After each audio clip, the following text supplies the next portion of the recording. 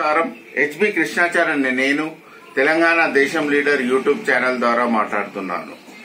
ఈరోజు వ్యవసాయం సంబంధించిన essential commodity amendment ordinance 2020 bill లోక్సభలో రాజ్యసభలో ఆమోదపరిచారు బీజేపీ రూలింగ్ గవర్నమెంట్. దీనికి అపోజిషన్ వాళ్ళు వ్యతిరేకిస్తున్నారు. దీని కారణాలు ఏంది, దీని రూట్ కాజ్ ఏంది, ఇది ఒకవేళ ఎఫెక్టివ్ అయితే మంచిగా చెడా అనేది దాని ఉద్దేశమే ఈ video. Topic: farmers consumer friendly essential commodity amendment ordinance 2020. Description: Since 1995, 2,96,438 farmers had been committed suicides, account for 11.2% of all suicides in India. Suicides occur due to losses in non-farm activities, failure of crops, debt burden, and failure of borewells. The first nationwide farm loan waiver was implemented in 1990 by Janata Party government led by the Prime Minister VP Singh and cost the government rupees 10,000 crores. As per Essential Commodity 1955 Amendment to deregulate commodities such as cereals, pulses, oilseeds, edible oils, onion, potatoes, thereby no control by government by 2020 onwards. As per Section 3(1)(a) of the Essential Commodities Act 1955, regulate above commodities which include extraordinary war, famine, natural calamities. As per new amendment 2020, essential commodities are drugs, fertilizers, foodstuffs, petroleum products, raw jute textiles, vegetables, seeds of cattle fodder, jute seed, cotton seed, face masks and hand sanitizers. As per new law, government control production, supply, distribution of the commodity and impose a stock limit. Government will surveillance on the rates to prevent black marketing. Government will take action if rates behind the limits. Stock limit price based on horticulture produce 100% increase in the retail price of the commodity over the immediately preceding 12 months or average retail price of the last 5 years, whichever is lower, will be trigger for invoking the stock limit for such commodities. Actually, why is amendment is needed in the Essential Commodity Act? Amendment is needed. Essential commodity legislated at a time in 1955 were facing scarcity of foodstuffs. The country dependent on imports and black marketing. Wheat production increased by 10 times million tons in 1955 to more than 100 million tons in 2018 and 19. Rice increases more than 4 times from around 25 million tons to 110 million tons. The production of pulses has increased by 2.5 times from 10 million tons to 25 million tons. Powers of the government on essential commodities: cultivation, production, storage, distribution, sale and price. Power to issue orders regarding production, distribution of essential commodity by giving licenses, wastelands, storage, transportation, distribution and collection. Power to fix prices of essential commodities by fixing the sale price, fixing retail prices by maintaining supply and demand to get margin of profit. Power to appoint authorized controllers. Power of confiscation of essential commodities means seizing if in case of fraud tactics. Power to impose penalties if not following prices, imprisonment for 6 months to 7 years or interest at 15% per annum. Why government want to scrap Essential Commodity Act 1955? If demand of the commodity is high, then supply shortage, rates will be higher and black marketing will be done. State government will give notification for stock holding limit. Anybody trading or dealing in a commodity, be it wholesaler, retailer or even importers, are prevented from stockpiling it behind a certain quantity. This inflation remains controlled. As there are 5 lakhs fair price shops, the excess stocks are auctioned, sold through fair price shops. Conclusion. In this ordinance enforceable in India, farmers' income will get doubled. No involvement of middlemen like brokers, commission agents. Government will control fixed rate price rate for farmers and sale price for consumers by no tactics of black marketing. I appeal to President of India to enforce the law. So, ఈ essential commodity amendment ordinance 2020 అనేది bill parliament లో pass అయింది, రాజ్యసభలో, లోకసభలో. President of India దాన్ని enforce చేయాలి, లా దేశవ్యాప్తంగా అది అమలు పరచాలన్నమాట. అది ప్రెసిడెంట్ సైన్ పెడితే మొత్తం అమలు పరుస్తుంది. సో నేను అనేది కారణం ఏంటంటే, రైతుకు గిట్టుబాటు ధర కలగక కొన్ని ఏళ్ల నుంచి చూస్తున్నాం మనము. సో 1995 నుంచి ఇప్పటిదాకా 2,96,438 రైతులు, అన్నదాతలు సూసైడ్ చేసుకుని చనిపోయారు. అంటే దేశవ్యాప్తంగా ఫార్మర్స్ అంటే రైతులు ఎంతమంది ఉండరు, అంతమందిలో 11.2% అందరూ సూసైడ్ చేసుకుని చచ్చిపోయారు. ఒకటి. సో దీనికి కారణం ఏంది? సూసైడ్ కారణం గిట్టుబాటు ధర కలగక, అప్పుల బాధ తట్టుకోలేక, మళ్ళీ పంట వేసిన పంట ఖరాబ్ కావడం వల్ల, బోర్వెల్లో నీళ్లు రాకపోవడంగా వీళ్ళందరూ చనిపోయారనమాట. సో ఇంకోటి, ఫస్ట్ రుణమాఫీ అనేది ఫస్ట్ ఏ ఇయర్ లో వచ్చింది మన దేశంలో? 1990లో వచ్చింది. అది Janata party government, prime minister VP Singh గారు దాన్ని అమలు పరిచారు, రుణమాఫీ. అప్పుడు రుణమాఫీ రైతులకు 10,000 కోట్లు ఇచ్చాడనమాట. అప్పటి నుంచి స్టార్ట్ అయింది రుణమాఫీ. ఆ రుణమాఫీ వల్లనే ఎన్నో గవర్నమెంట్లు ఫామ్ అయినాయి, ఎన్నో గవర్నమెంట్లు వెల్ఫేర్ స్కీమ్స్ వచ్చినాయి, రైతు బంధు అని ఎన్నో విధాలుగా వచ్చి ఇప్పుడు ఎన్నో గవర్నమెంట్లు కూడా ఈ రైతుల మూలంగా గవర్నమెంట్లు రన్ అవుతున్నాయి అన్నమాట. ఇంకొకటి మనం ఏం చూశామంటే, రైతుకు గిట్టుబాటు ధర కలగదు ఒకటి. ఇంకోటి, రైతు దళారులకు అమ్మాలి. దళారులు మిడిల్ మెన్ అన్నమాట, కమిషన్ ఏజెంట్స్. వాడు రైతుకు లాభం పోర్చాడు, ఇటు వాడే లాభం తిని బ్లాక్ మార్కెటింగ్ కూడా చేస్తున్నారు. ఇవి కంట్రోల్ దేనికోసమే ఈ అమెండ్మెంట్. అమెండ్మెంట్ అంటే చేంజ్, ఆర్డినెన్స్ అంటే ఆర్డర్. ఒక గవర్నమెంట్ ఆర్డర్ ఇస్తుంది, ఈ విధంగా చేంజ్ చేస్తున్నాము. అది ఏం చేంజ్ చేశారు? Essential commodity act 1955. దాన్ని ఆర్డర్ చేంజ్ చేయడం మూలంగా దాని పేరేమొచ్చింది? ఎసెన్షియల్ కమోడిటీ అమెండ్మెంట్ ఆర్డినెన్స్ 2020 అని వచ్చిందనమాట. ఇందులో ఎసెన్షియల్ అంటే ఏంది? అవసరం. కమోడిటీ ఏంది? వస్తువు. దీనికి ఏం డెఫినేషన్ లేదు లాలో. ఎసెన్షియల్ అంటే అవసరము, కమోడిటీ అంటే వస్తువు. ఇప్పుడు ఇవన్నీ కొన్ని డీరెగ్యులేట్ అయినాయి, కొన్ని వస్తువులు డీరెగ్యులేట్ చేశారు. డీరెగ్యులేట్ అంటే దీని మీద గవర్నమెంట్ ఏం కంట్రోల్ లేదు. ఇంతకుముందు ఉంటే గానీ ఇప్పుడు ఈ యాక్ట్ ఆర్డినెన్స్ 2020 యాక్ట్ ప్రకారము, బిల్లు ప్రకారము ఈ కంట్రోల్. అవి దేనికి లేవు? సిరియల్స్ అంటే బియ్యము, మొక్కజొన్నలు, మిల్లెట్స్, ఇవి అన్నమాట. మళ్ళీ పల్సస్, పప్పు ధాన్యాలు, వీటి మీద కంట్రోల్ లేదు. Oil seeds, next edible oils, మంచి నూనె, ఉల్లిపాయలు, ఆనియన్, పొటాటోస్, ఇవి గవర్నమెంట్ కు కంట్రోల్ లేదు. ఇవి ఎప్పుడు కంట్రోల్ వస్తాయంటే, as per section 1A, section 3(1A) essential commodities act 1955 ఇవి రెగ్యులేట్ అవుతాయి. ఎప్పుడు? వార్ ఉన్నప్పుడు, లేకుంటే ఫుడ్ షార్టేజ్ వచ్చి, కరువు వచ్చి ఫుడ్ షార్టేజ్ వచ్చినప్పుడు, లేకుంటే భూకంపాలు వచ్చినప్పుడు ఇవి మళ్ళా లేకపోతే ఇది డీరెగ్యులేట్ అంటారు.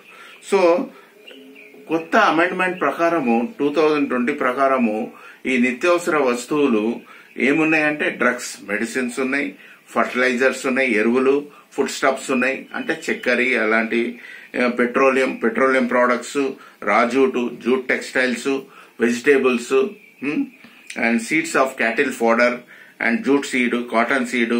ఇంకోటి, ఇప్పుడు కరోనా వ్యాప్తి వచ్చింది కదా, కరోనా తీవ్రంగా ఉన్నది కాబట్టి రాబోయే రోజులలో ఏదో ఒక వైరస్ వస్తుంది కాబట్టి మనం మాస్కులు ఎప్పుడు ధరించాలి, శానిటైజర్స్ ఎప్పుడు వాడాలని గవర్నమెంట్ ఏం చేసిందంటే ఈ ఈ ఎసెన్షియల్ కమోడిటీలో ఫేస్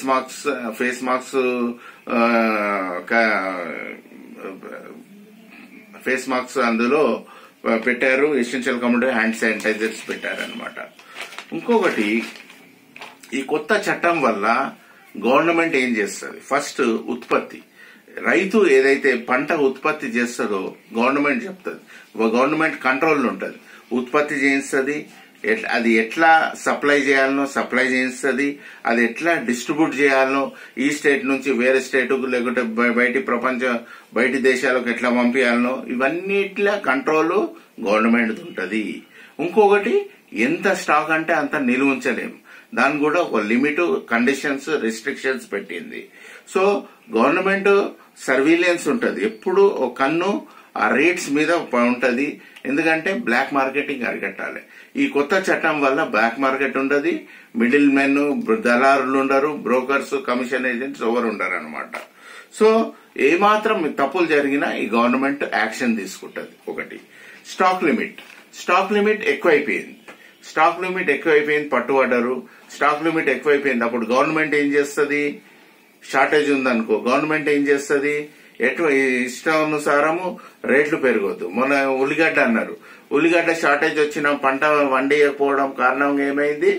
కిలో ఉల్లిగడ్డ 200లకు అమ్ముడు పోయింది. అట్లా జరగదు. ఈ కొత్త చట్టం వల్ల అలాంటి జరగదు. ఏదైతే డిమాండ్ ఉందో, సప్లై షార్టేజ్ అయినా, డిమాండ్ ఎక్కువ ఉన్నా అది చూస్తాడు రేటు. ఏడాదిలో ఎంత యావరేజ్ ఉంది, 5 ఏళ్లలో ఎంత యావరేజ్ ఉంది, ఏది తక్కువ ఉంటే అదే రేటు ధర పలుకుతుంది అన్నమాట. ఒకటి. ఇంకొకటి, ఈ అమెండ్మెంట్ అనేది ఎందుకు అవసరం వచ్చింది? ఈ ఎసెన్షియల్ కమోడిటీ యాక్ట్ అనేది తెలుసుకోవాలి. ఎందుకంటే ఎసెన్షియల్ కమోడిటీ లెజిస్లేటెడ్ అంటే ఈ చట్టము 1955లో వచ్చింది. ఎందుకు వచ్చిందంటే అప్పుడు జనాభా ఎక్కువ ఉంది, పంట ఉత్పత్తి తక్కువ ఉండే అనమాట. పంట ఉత్పత్తి తక్కువ ఉన్నప్పుడు ఏమైంది? డిమాండ్ పెరిగిపోయింది, ఫుడ్ షార్టేజ్ వచ్చింది. ఫుడ్ షార్టేజ్ వచ్చినప్పుడు ఏమైంది? ఏం చేస్తుండే గవర్నమెంట్? పప్పు ధాన్యాలు గాని, బియ్యం ధాన్యాలు గాని, ఏవి గాని బయట దేశం నుంచి ఇంపోర్ట్ చేసుకుంటుండే. ఇంపోర్ట్ చేస్తే అప్పుడు ఏమైతుంది? బ్లాక్ మార్కెటింగ్ ఉండే, నల్ల బజార్, కాలా బజార్, బ్లాక్ మార్కెటింగ్ జరుగుతుండే అనమాట. సో అందుకు ఈ ఎసెన్షియల్ కమోడిటీ యాక్ట్ 1955 ఆ రోజుల్లో చట్టం వచ్చింది. ఇంకోటి, అప్పటికి ఇప్పటికి తేడా అయింది. సపోజ్ గోధుమలు తీసుకుందాం. గోధుమల ఉత్పత్తి అనేది 10 ఇంతలు పెరిగిపోయింది. ప్రొడక్షన్, ఉత్పత్తి ఎట్లా 10 ఇంతలు అంటే 100 మిలియన్ టన్నులు 2018-2019కి పెరిగిపోయింది. మన బియ్యం కూడా 4 ఇంతలు పెరిగిపోయింది ప్రొడక్షన్. అంటే 25 మిలియన్ టన్నుల నుంచి 110 మిలియన్ టన్నులకు పెరిగిపోయింది అనమాట. ఇంకొకటి, పప్పు ధాన్యాలు కూడా పెరిగిపోయినాయి. 2.5 టైమ్స్ నుంచి 10 million tons to 25 million tons పెరిగిపోయింది. అందుకే ఎప్పుడైతే డిమాండ్ ఉందో, ఎప్పుడైతే సప్లై ఉందో, దానికి సప్లైకి మించి మనకు దాన్ని పప్పు ధాన్యాలు గాని, బియ్యం ధాన్యాలు గాని పండిస్తున్నాం. కాబట్టి ఈ కొత్త అమెండ్మెంట్ ఆర్డినెన్స్ చట్టంలో ఇవి తీసేశాడు అనమాట. అంటే ఇవి ఎప్పుడు మనకు షార్టేజ్ రావు, ఇవి ఎప్పటికీ ఉంటాయని, అంతే. సో ఇది మీరు అర్థం చేసుకోవాలి. ఇంకొకటి, గవర్నమెంట్ కు పవర్స్ ఏముంటాయి? పంట వండించాలన్నా గవర్నమెంట్ చెప్తుంది, రైతుకు నష్టం జరగదు, గవర్నమెంట్దే బాధ్యత ఉంటుంది. ఏ పంట వండియాలని, ఎంత ఉత్పత్తి చేయాలనేది, ఎట్లా స్టోర్ చేయాలనేది, ఎట్లా సప్లై డిస్ట్రిబ్యూషన్ చేయాలనేది, ఎట్లా అమ్మాలి, ఎంత రేటుకు అమ్మాలి, ఇవన్నీ నిబంధనలను బట్టి ఈ గవర్నమెంటే చర్యలు తీసుకుంటది. ఇదొక పవర్. ఇంకొకటి ఇంకొకటి వీళ్లకు లైసెన్స్ ఇస్తుంది, కొంతమందికి లైసెన్స్ ఇస్తుంది. ఇంకోటి, బీడు భూములు అంటే ఏమి వేస్ట్ ల్యాండ్స్ లో ఉత్పత్తి ఎట్లా చేయాలి, పంటలు ఎట్లా చేయాలో అది చేస్తుంది. స్టోరేజ్ అంటే వేర్ హౌసెస్ చేస్తుంది. ట్రాన్స్పోర్టైజేషన్, డిస్ట్రిబ్యూషన్, కలెక్షన్ ఇవన్నీ గవర్నమెంటే గైడ్ చేస్తుంది అనమాట. ఒకటి. ఇంకొకటి, గవర్నమెంట్ కు ఏం పవర్ ఉన్నదంటే ఎంత రేటు అమ్మాలి, అది కూడా పవరు పవర్ ఉందన్నమాట. ఫిక్సింగ్ ద సేల్ ప్రైస్, ఎంతకు అమ్మాలి, సో దాని supply demand to get margin. అటు రైతుకు గిట్టుబాటు ధర కలగాలి, ఇన్కమ్ అనేది డబుల్ కావాలి, ఇటు మళ్ళా కన్స్యూమర్ కు ఉన్న ఖర్చు ఉన్న రేట్లో వాళ్ళకు అనుకూలంగా ఉండాలి. అది చూసుకునే బాధ్యత గవర్నమెంట్దే బాధ్యత వహిస్తుంది ఒకటి. ఇంకొకటి వీళ్ళ మీద power to appoint authorised controllers, కొంతమంది అధికారులను కూడా నియమిస్తారనమాట. ఇంకోటి, ఇన్ కేసు ఎవరైనా ఎక్కువ ధాన్యము స్టోర్ చేసి బ్లాక్ మార్కెటింగ్ చేయాలన్నప్పుడు ఈ అధికారులు ఏం చేస్తారంటే మొత్తం సీజ్ చేసి అది ఫ్రాడ్ కింద బుక్ చేస్తారనమాట. దానికి పెనాల్టీ కూడా పెడతారు. ఇంకొకటి 6 నెలల నుంచి 7 ఏళ్ల దాకా జైలు శిక్ష కూడా అమలు పరుస్తారు. ఇంకోటి ఏంటంటే 15% పర్ యానం వడ్డీ కూడా కట్టాలన్న రూల్ ఈ కొత్త చట్టం చెప్తుంది అనమాట. ఇంకొకటి మనము ఈ యొక్క చట్టము ఎసెన్షియల్ కమోడిటీ యాక్ట్ 1955 ఎందుకు తీసేయాలని చెప్తున్నారంటే, నేను అనేది ఏంటంటే ఎక్కువైతే ఎప్పుడు డిమాండ్ ఉంటుందో ఎక్కువ డిమాండ్ ఉంటుంది, సప్లై తక్కువ ఉంటుంది. అప్పుడు ఏం చేస్తుండే, ఇంతకుముందు ఏం చేస్తుండే, రేట్లు పెంచేస్తుండే, అర్ధరాత్రి రేట్లు పెరిగిపోతుండే, నిలువ ఎవడు పడతాడు టన్నులు ఉంచుకొని బ్లాక్ మార్కెటింగ్ దందా చేస్తుండే. ఇవన్నీ అరికడతారు, ఇవన్నీ ఉండయిగా ఇప్పటి నుంచి ఇవన్నీ జరిగాయి అన్నమాట. ఇంకోటి స్టేట్ గవర్నమెంట్ బాధ్యత ఏంది, నోటిఫికేషన్ ఇస్తుంది ఎవరికి, స్టాక్ ఎంత పెట్టుకోవాలి, ఎంత లిమిట్ లో పెట్టుకోవాలి అనేది పెడతారు అనమాట. ఇంకోటి, ఎవరైనా ట్రేడింగ్, ఇప్పుడు రైతు ట్రేడర్, హోల్సేల్ కావచ్చు, రిటైల్ కావచ్చు. హోల్సేల్ అంటే ఎక్కువ మోతాదులో అమ్ముతారు, రిటైల్ అంటే చిన్న కిలో 2 కిలోలు అమ్మేటోళ్ళు అనమాట. ఈ స్టాక్ పైలింగ్ కూడా ఎంత పెట్టుకోవాలి, ఎలా పెట్టుకోవాలి, ప్రైస్ ఎంత ఫిక్స్ చేయాలి, ఇదంతా గవర్నమెంట్ చూసుకుంటది. దీని మూలంగా ఖర్చులు పెరుగుకుంటా కంట్రోల్ కూడా అవుతుంది. సో ఎవరైతే సీజ్ చేసి స్టాక్ లిమిట్ పట్టుబడతారో అదంతా మన దేశంలో 5 లక్షల రేషన్ షాపులు ఉన్నాయి. ఈ 5 లక్షల రేషన్ షాపులకు అమ్మేస్తారు, దాని మూలంగా డిస్ట్రిబ్యూట్ చేసేస్తారు. అదొకటి. దీని కన్క్లూజన్ ఏంటంటే వీడియోది, ఈ ordinance president of India enforce చేయాలి. ఎందుకంటే రైతుకు గిట్టుబాటు ధర కలగాలి, అది గవర్నమెంట్ ఈ కొత్త చట్టం ద్వారా తెస్తుంది. ఇంకోటి, దళారులు, middle men, commission agents, brokers ఉండకూడదు, తీసేస్తుంది. ఈ కొత్త చట్టం వల్ల ఎవరు ఉండరు, బ్లాక్ మార్కెటింగ్ కూడా అరికడుతున్నారు. ఇది కూడా మనకు అవసరమే కాబట్టి ఈ చట్టము ఇది ఎన్ఫోర్స్ అవుతుంది. ఇంకోటి ప్రజలకు కూడా ఆ నిత్యావసర సరుకులు అనేది ఎంత కొనాలి, ఎక్కువ రేటు కాకుండా రీజనబుల్ రేటు కొనే సదుపాయం కలిగిస్తుంది కొత్త చట్టము. అందుకు నేను ప్రెసిడెంట్ ఆఫ్ ఇండియాని ఒకటే కోరుతున్నది ఏంటంటే, దీన్ని అమలు పరిచి ఈ దేశవ్యాప్తంగా ఇది కొత్త చట్టంతో మనం కొత్తగా ఎసెన్షియల్ కమోడిటీ ఆర్డినెన్స్ బిల్ చట్టం అనేది రూపుదొచ్చి ఇవన్నీ అరికడతారు అనమాట. దీనికి అపోజిషన్ వాళ్ళు ఎంతో మంది ఇది చేస్తున్నారు, ఎందుకంటే వాళ్ళు తప్పు చేశారు, అందుకే పవర్లో లేరు. ఎన్నో డికెట్స్ వాళ్ళు కాంగ్రెస్ పార్టీ గాని మిగతా పార్టీలు గాని వస్తున్నాయి కానీ బ్లాక్ మార్కెటింగ్ అరికట్టలేదు, రైతులకు గిట్టుబాటు ధర కలిగేలేదు, రేట్స్ ఇష్టానుసారం పెరిగిపోతుండే, ఇన్ఫ్లేషన్ ఎక్కువైపోతుండే. దీనికి వ్యతిరేకిస్తున్నారు కాబట్టి ఇమీడియట్ గా వాళ్ళు నోరు మూసుకొని ఈ కొత్త చట్టాన్ని అమలు పరచాలని కోరుతూ, మీరందరూ ఈ యూట్యూబ్ ఛానల్ చూసి ఇది ఎంతో అవసరం, మనకు నిత్యావసర సరుకులు మనం కొంటనే ఉంటాం కాబట్టి ఇది మీరు షేర్ చేయండి, అవేర్నెస్ చేయండి. ఈ తెలంగాణ దేశం లీడరు ఇప్పటిదాకా ఎన్ని వీడియోలు తీసినా గానీ ఈ గిట్టుబాటు ధర కలుగుతానని ఎన్నో మాటలు చెప్పుకుంటూ వచ్చిన ఈ రోజు ఈ చట్టము అవతరించింది కాబట్టి మీరు సబ్స్క్రైబ్ చేసి, షేర్ చేసి, లైక్ చేయాలని కోరుతూ సెలవు తీసుకుంటున్నాను. నమస్కారం.